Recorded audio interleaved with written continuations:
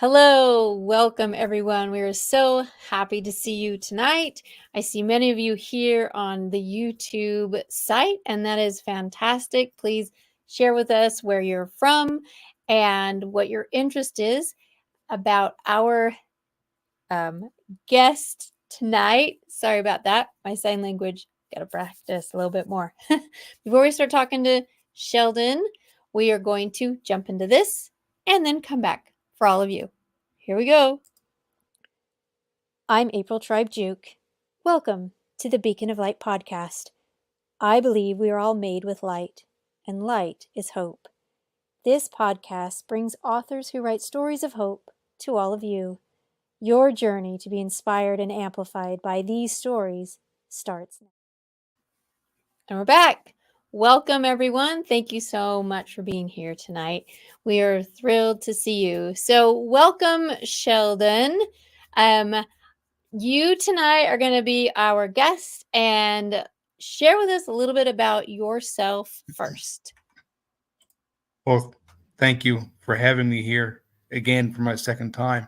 It's an honor, and I'm really privileged to be here. Thank you for the opportunity to reconnect with your listeners. So, about myself, reflecting on the journey since my last visit, it strikes me at how challenging everything can be, and we encounter. It's not just an obstacle, but a stepping stone and a path to greater understanding. You see, the heart of my message is about transformation, a process that is both deeply personal and universally applicable. And I've been humbled by the stories of those who I've been in contact with since I last been here. We've found a connection with my message, and I've been able to help many people since then. So I'm curious about what other people might get from tonight. I'm an inspirational, motivational speaker, and I help to empower others to reach for their dreams and their goals, align the road to resilience, and about how they can keep on walking towards a better future for themselves. That's incredible. I am so glad that you are here and that you've done lots of reflecting. And this is great to see your second book. I know you have many writings and you have a blog and all of these great things. So I am happy to share with everyone tonight. The book we're talking about is The Road to Resilience. And so that sign of being strong, coming back, resilience, not quitting, all of those things kind of roll into one. And so with your book, this is the Road to Resilience. This is a personal memoir, is that correct? It is. It's a continuation of the first one, first part of my book. It's going to be a trilogy. It's a three-part to my journey. This one is about using the things and using the things that I found along my way to help me to get to the point I am in my life now, and help me to become more resilient, and learning that resilience is not necessarily something you're born with. It's something you can actually develop over time. It's helped me to realize that because of the things I've went through that was mentioned in my first book, it helped me to become a more resilient person to strive for future goals. Right. And those goals and setting things into the future really is helpful and supportive. So I know we've got some friends here, so I'm going to just take a look to see if they have any questions. There might be some things about, where you started from, your journey to where you are now. What are some things that could apply to other people as they go through their journey of life? Well, I can remember one story in particular. There was, in particular, a young man who had been on the brink of giving up. His words were full of pain, but also with the faintest whisper of hope. Hope that he said was rekindled by the conversation that I've had here on this podcast before. So the faintest glimmer can often be enough to ignite the human spirit. So some That of the is so things true. Some of the things that I could help people with and people can take from reading my book and getting in contact with me is to develop your inner strength, because we all have inner strength. I can help bring to your awareness things that you may not be aware of yourself. Some things, minute things that we might overlook, that we don't necessarily see. It's always good to have a second set of eyes, at least, to be able to point out some things in ourselves, such as anyone who is asking questions here tonight. They had the courage to ask the question. They didn't have to ask anything. They didn't have to show up. But because they show up, it shows that they want to be more productive. They want to be more resilient. And it goes to show that that's one of the strengths that they do have. Yes, and in speaking with strengths, sometimes our weaknesses can become our strengths depending on how we focus on them, right? So I think we all know we have our weaknesses, and sometimes we don't want to change them. We like to complain about them.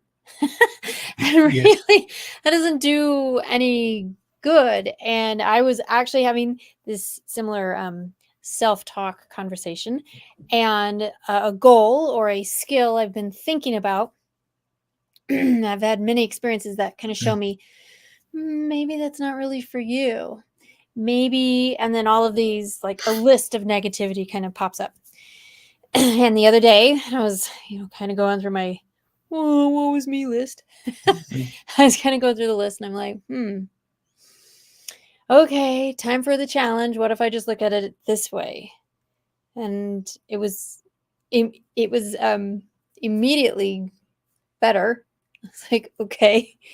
It's so interesting how just a little shift can just start. The action and the things like that haven't started yet, but my attitude and viewpoint and hope and light within it, it's a lot better than it was. So For maybe sure. some of those self-examinations of looking at the negativity is part of things, maybe to acknowledge or to see or to get it out of your system. And then Yes. change it a little bit to say, okay, but what if this? Or what if that? Or there's just a different way to kind of approach it. So, with this being a personal memoir, The Road to Resilience, tell me a little bit why you selected that title for this book.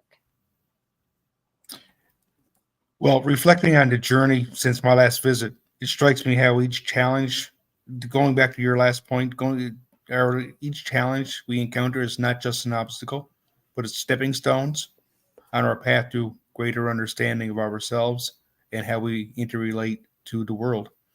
So the road is made up of different stones, of stepping stones. And I chose the name of the book, The Road to Resilience, a memoir of overcoming adversity, because well, for one thing, it fit in right nicely with the name of the first book. The first book, Keep On Walking. So keep on walking the road to resilience. And I've discovered that life is a journey. Life is a road. Actually, we're all on the road of life, and we all might take a detour every now and then. But as long as we keep our path going in the direction that we want it to go, then we can all get to where we're supposed to be. So that's And why for it's covered. you, Yep. yeah, so for yourself in this journey, did you ever have a time as you're walking along, maybe your eyes were focused down and you really weren't looking up or ahead or thinking, is there something more? Were you just like in the drudge of life, you know?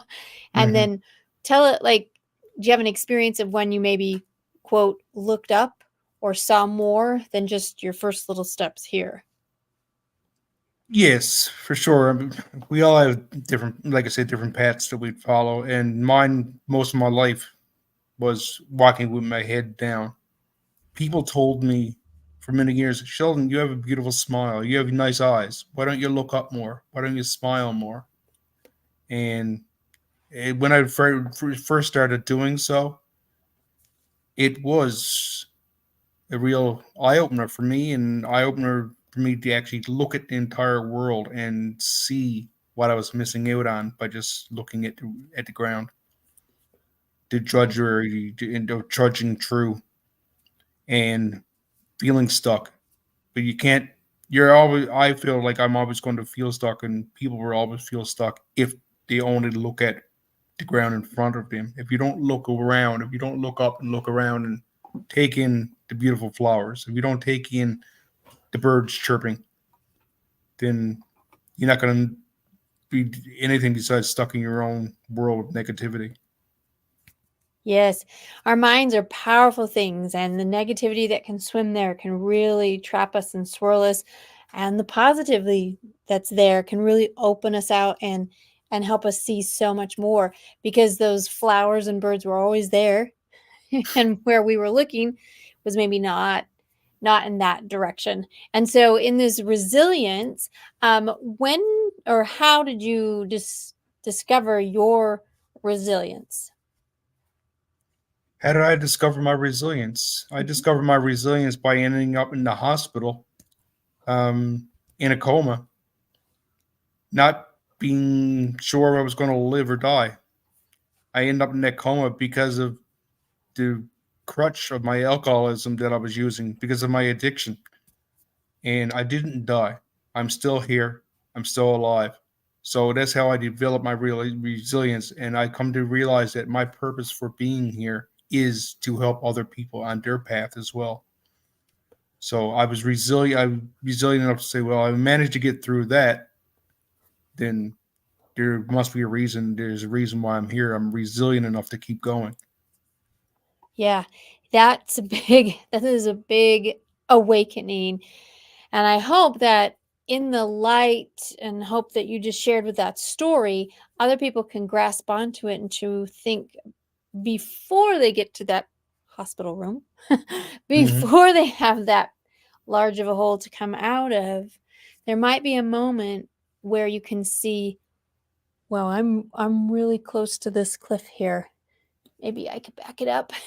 Or, I just need to stop because I feel like things are swirling for a minute, get my bearings again. Mm-hmm. And there's nothing wrong with that. In fact, that is a very wise thing to do. And once you've kind of oriented yourself, you still may be just a few feet from that cliff, but maybe you have more options now. That might be Yeah. something to think about. Your perspective changes. Your thinking changes. You transform your thinking, which can actually help to transform your life. Because if you look at life differently, then life changes. Then life changes. So, and having shared experiences can weave a network of connections, and with these new connections that we can make if we open up our mind and more than what it has been, then we can see the beautiful, ever expanding network in front of us. So, as for my book, each chapter of my book is crafted to be more than just words on a page. They are companions for those in need of support, guides for those searching for direction, and yes, a light of a beacon in the darkness. Yeah. That beacon is so interesting because along our journey, we might see it so far away that it is just that pinpoint, just a hint of hope out there. And as you continue to gain, momentum and a direction towards it and shrink that distance, within shrinking the distance, that pinpoint becomes brighter until it becomes a ray, till it becomes that beacon. And then at that point, you can really see so much more. And as a caution, the storm's still swirling around you. It Mm-hmm. doesn't really stop. So sometimes we think, oh, we saw more hope and light. We have that beacon shining on us. Why are all these challenging things still happening? You're still in life. Right. Sorry. Sorry to break it to you. Life's still going to happen. The storms are going to Mm-hmm. happen. But now you have directionality. You have hope. You have a way to just overcome so much more and continue to be resilient, right? That's right. And that's such a big deal. So you guys can see running on the ticker underneath here, a way to contact Sheldon. And this is really important because he mentioned that as a coach, he can help with perspective changing and getting an idea of if you are in these depths of trouble, to never fear. He has experienced things as well. And I think it's a lot easier to go through life within this journey with people who understand, who know the impact, who have that empathy. I really like that. I really like that sign, empathy, because it's like understanding on their side, on our side, we both get it. And it doesn't have to come through a lot of words. Sometimes it's just the act of being there. So That's right. it's pretty interesting. So can you share one story inside your book that would maybe be a good example or another example of resilience? The story I've heard about the inspired, it would be Joe. That's the name I will give him anyway. I was talking about how he was down and out, didn't feel like he had any way to keep going forward, and about how when talking with me, helped him to realize that there was more to life than just giving up, and knowing that giving up and just staying in one place will not get you forward. So many people just expect or want or wait for somebody to come and save them, but you need to be able to save yourself. You need to be able to step outside of your own comfort zone in order to grow. So there's quite a few stories in my book. One's about how I was not supposed to be able to walk. One is about how I was not supposed to be able to walk, but I managed to do a 10-mile road race a few years ago. One was about how growing up there was no buses, there were no real roads, but I managed to always keep going. I always managed to go for a walk in the woods with everybody else and keep up. I managed to keep going because we can all keep going. We all have it inside of ourselves. It's just we need to be able to believe in ourselves to do so. That's right. And in that belief, the strength that must have come physically, and maybe some of our new audience members don't realize that you do have a physical impairment that makes walking a little bit more of a challenge than somebody else. And with that physical challenge, I'm sure sometimes it can be more exhausting, or you just kind of have to think about, how am I going to do this? And so to go in a competitive race for 10 miles with, we know, physical limitations, there's something even bigger about overcoming that. And it really is inspiring because um, I think a few things happen. We might look at our own selves and think, I should be more grateful Mm-hmm. for everything, everyday movement that I can do. And I think gratitude really hits first, and then thinking, okay, if they can with these things, then maybe I can with my things, whatever it is. And that's what inspiring, that's what hope, that's what light, that's what the stars in the evening help us to realize, that there's more out there than just poor me. Right. And if we get out of that thinking, there's just so much more that can really, really happen. So I think it's great. Abby says, you will never stand in the darkness. So really, when you're looking, you have that choice. There's always light, because there's always light. There's a shadow behind you. And I think sometimes we like looking over there as Mm-hmm. Mm-hmm. opposed to looking where we could.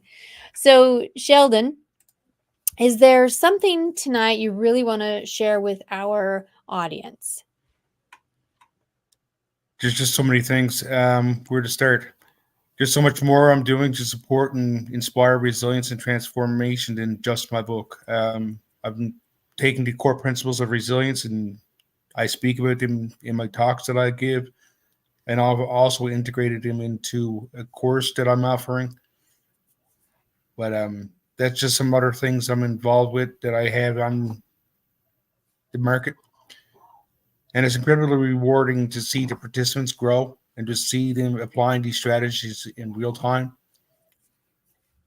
It's the potential for these transformational experiences that truly motivates me to start this new journey of helping others to find their own resilience. So I'm getting into becoming a coach, and I'm looking for clients. But one thing I would like to end with is, as I stand at the beginning of this exciting path, I'm knowing that it's available for everybody to share their own stories, to share their own path, and to know that the only thing that's holding anybody back from anything is themselves. My goal is to light up paths not yet taken, to build a community of courage and relentless pursuit of personal goals and greatness. So, have you had an experience with someone that has taken the knowledge, read your book, done the things that you have experienced or exposed them to, and is there someone out there that you would like to share that has changed or has been transformed by this hope and this light? Well, I didn't really ask the person for permission, but yes, there has been a few people. One person in particular, like I said, was going to end their life, but because of reading my book, because of talking to me, they decided to change their life around, and now they've been sober for, well, going on 4 months now, I guess. So and they seem to be happier now, and they're actually got their own place to live now because they were living on the streets, but they are actually looking to better their life and to actually get back into college. Actually, so Well, that is very, very hopeful to have gone from the bottom to then change. And I think the motivation to continue, because the negativity the negativity, the situation, possibly depression, abuse, whatever it was that placed them there, you can really fall victim to that and just stay within that cycle of poor me, poor me, poor me. But then when you get a chance to move forward and to stop and to become and to sober up, and for 4 months, the different perspective on thing is hopefully they can see that, yeah, the awful things of life still happen. And then here comes the big but, right? mm-hmm. But you don't have to be a part of that pain and down and misery. There's other things. And I think when we reach out and serve in other ways, through service, a lot of light and hope happen. And it's by, I feel like it's by design that that is that way, because as you were in such a low place, now you're reaching out and serving and helping other people. And you have this light, this hope. You've been writing books. You have a third one coming. I mean, there's Mm-hmm. fantastic things happening, and so there's just so much, in a change in a perspective that can happen. That is just fantastic. So that's great. So Sheldon, where can we get your book? My book is available on Amazon, and it's Keep on Walking. That's the first one. It's A Road to Resilience, um, Overcoming Life's Adversity. And it's currently on a special price on Amazon. So it's available at a bargain right now. That's where that book is located. Also, for anyone that might be local to me, I doubt very much anyone on here might be local, but if they are, I have books here at home that they can buy. And I'm still working on finding time to actually get them into bookstores and everything. So, Wonderful. It is great that we can reach in such a big platform like Amazon to go out there and grab this book and to think about how his perspective change has helped his life. And maybe that is an opportunity for you to change as well. We want to thank everyone who is part of the audience tonight and watching live. We are so grateful for that and all of the great comments that have been popping up. Thank you, Sheldon, for being a guest here on the Beacon of Light podcast. We are so happy that you've been able to share this hope and light to other people, and to know that wherever you are in that darkest part, there is always hope. There is always a way. And when that beacon comes, turn, look, move towards, be motivated, take the small steps, and don't think about perfection. Just think about momentum. Think about moving towards, because there are setbacks that will happen, and a setback is not anything to blame yourself for. A setback happens, and then your strength and your resilience, I think you might agree with this, your resilience is to get back up again and to keep going. For sure. Awesome. Well, again, his book is called Road to Resilience. You can get it on Amazon. And any last words, Sheldon, before we close it up? As we move forward, let's carry with us the knowledge that every story of resilience, including those yet untold, adds to the collective light we share. And in this shared light, we find an unbreakable bond, one that goes beyond pages and speaks directly to the heart. In April, I can't wait to see where this conversation takes us and how many more lights we can ignite together. Awesome. I agree. Thank you, everybody, for being a part of the Beacon of Light podcast tonight. We're excited for next week in the month of May. We've got great authors coming in again. And so thank you for all of your support. Thank you for being here. And we will see you again next time on the Beacon of Light podcast. Bye, everyone.